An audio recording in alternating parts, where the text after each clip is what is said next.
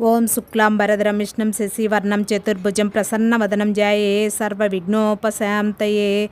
శ్రీ మహావిష్ణువు మనలందరినీ రక్షిస్తాడు. ధైర్యంగా మీ వృత్తాంతాలు నాకు చెప్పండి, ఆలోచించకండి అని ఆ బ్రాహ్మణుడు ఆ బ్రహ్మరాక్షసులతో పలికెను. అప్పుడు ఆ రాక్షసుడు వరుసగా తమ వృత్తాంతాలు చెప్పడం ప్రారంభించారు. మొదటి బ్రహ్మరాక్షసుని కథ. ఓ మహాత్మా, నేను ద్రావిడా దేశంలో ఉన్న సుందరం అనే గ్రామంలో బ్రాహ్మణ వంశానికి చెందినవాడును. నేను గ్రామాధికారిగా చేసేవాడును.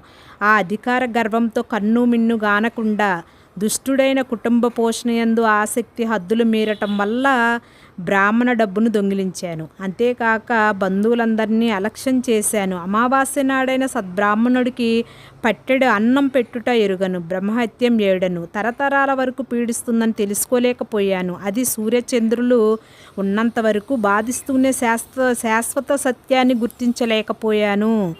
ఆ జన్మలో చేసిన పాపాల వలన రౌరాది నరకాలు కొంతకాలము అనుభవించిన పిదప అనేక నీచ జన్మలు ఎత్తి పడరాని పాటలు పడుతూ చివరకు బ్రహ్మరాక్షసుని జన్మనెత్తాను.